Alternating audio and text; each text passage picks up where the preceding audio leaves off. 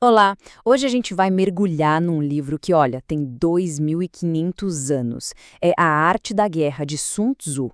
E o mais incrível é como esse manual de estratégia militar virou uma ferramenta, sabe, super poderosa para a gente lidar com as nossas batalhas do dia a dia. Pois é, a gente tem que se perguntar, né? Como é que um livro sobre guerra, escrito há milénios, numa cultura que não tem nada a ver com a nossa, continua sendo um best-seller no mundo todo? A resposta, no fundo, é bem simples. Quando uma ideia sobrevive por tanto tempo e cruza tantas fronteiras, é porque ela tem algo de muito, mas muito universal.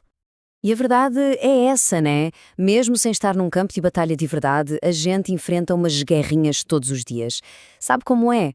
Lutar contra a preguiça para sair da cama, brigar com a vontade de comer porcaria para ter uma vida mais saudável, ou até aquela negociação tensa por um aumento. No fim das contas, a vida é isso, uma sequência de estratégias e, sim, de conflitos. Então, para a gente entender como aplicar essa sabedoria toda, nosso papo vai seguir por aqui. Primeiro, a gente vai trazer esse guia antigo para os dias de hoje. Depois, vamos falar sobre o poder do planejamento. Em seguida, entender o custo real de um conflito. Daí, a gente vê como o conhecimento é a nossa melhor arma e, para fechar, como dominar as circunstâncias. Olha, esse livro já inspirou de Napoleão a grandes executivos. E o nosso objetivo aqui é exatamente esse: pegar essa sabedoria de combate milenar e, aplicar nos desafios bem reais que a gente enfrenta hoje. Então, vamos lá. Para o primeiro grande pilar do Sun Tzu. A ideia aqui é genial. A vitória se conquista muito antes da batalha começar. A preparação não é só uma partezinha da estratégia, não. Ela é a base, o alicerce de qualquer vitória.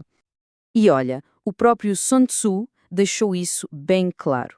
Ele diz que sem bons cálculos, a chance de vencer é zero. O que isso quer dizer? Quer dizer que a vitória ou a derrota são decididas antes de qualquer coisa acontecer. Tudo depende da nossa capacidade de planejar e antecipar.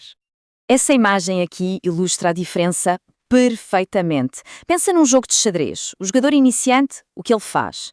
Ele reage, só pensa na próxima jogada. Já o grande mestre, ele controla o tabuleiro, porque ele planeja vários lances à frente. Na vida, a gente tem que ter essa mentalidade, pensar estrategicamente, sempre um passo à frente. Vamos trazer isso para a prática. Digamos, negociar um aumento. Em vez de só chegar e pedir, o que Sun Tzu diria? Planeje. Primeiro, se avalie quais foram os seus resultados, qual o seu valor para a empresa. Segundo, antecipe que desculpas ou objeções o chefe pode dar. Terceiro, prepare argumentos sólidos para cada uma delas. E por último, já tenha uma contraproposta na manga. Isso é construir uma vitória. Isso nos leva direto para o segundo grande princípio: o custo do conflito. Para Sun Tzu, o confronto direto, olha, sempre sai caro. A verdadeira genialidade não está em vencer a briga, mas em conseguir o que se quer do jeito mais eficiente possível e, de preferência, sem nem precisar lutar. E esse ponto é fundamental. Uma briga que se arrasta por muito tempo, ela drena recursos, acaba com a nossa energia, destrói a motivação. Um exemplo clássico disso? Guerra de preços entre empresas. Uma baixa o preço, a outra baixa mais ainda, até as duas estarem no prejuízo. E no final, quem ganha? Ninguém. Insistir num conflito sem pensar não é ser corajoso, é um erro de estratégia. E aqui, gente, tá a joia da coroa da filosofia dele. O combate, a briga, tem que ser sempre a última opção, a mais cara de todas. A verdadeira habilidade é desmontar os planos do outro, achar uma solução antes que a coisa exploda. Às vezes, uma boa conversa resolve muito mais do que um confronto. Quer um exemplo do combate moderno? Um processo na justiça. E o primeiro custo é absurdo: o tempo. Anos e anos da vida. Depois, o custo financeiro. Rios de dinheiro que simplesmente somem com advogados e taxas. E, por fim, tem aquele custo que ninguém vê: o custo de oportunidade. Pensa em toda a energia e o dinheiro que poderiam ter sido usados para construir alguma coisa nova. No final, muitas vezes mesmo quando se ganha o processo, na verdade, se perdeu. Com isso em mente, vamos para a arma mais poderosa de todas no arsenal do Sun Tzu. E não é uma espada, nem um exército.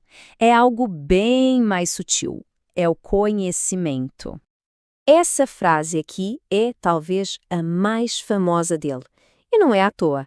A vitória, segundo ele, depende de duas coisas. Primeiro, conhecer a si mesmo, suas forças, suas fraquezas.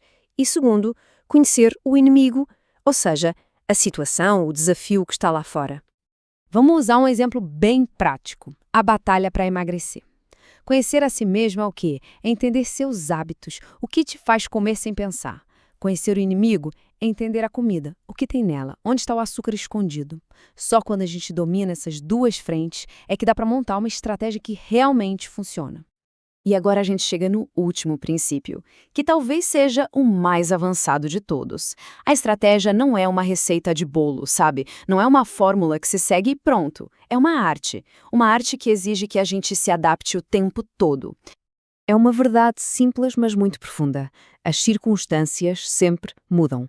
Aquele plano que parecia perfeito no papel, ele não vale nada se a gente ignora a realidade, o contexto. O que Sun Tzu chamava de o terreno. Ficar insistindo num plano fixo quando tudo ao redor mudou é pedir para dar errado. E essa frase final dele resume tudo de forma brilhante. Conhecer a si mesmo e ao inimigo. Isso já te dá uma boa chance de vitória. Mas quando, além disso, se conhece o tempo e o terreno, ou seja, o contexto, a vitória se torna praticamente absoluta. A maestria de verdade vem da soma desses três conhecimentos. Então, fica aqui uma reflexão para a gente levar. Ao pensar no próximo desafio, na nossa próxima batalha, talvez a pergunta mais importante a se fazer seja essa: qual é o terreno? Quais são as circunstâncias que a gente precisa entender e dominar para vencer?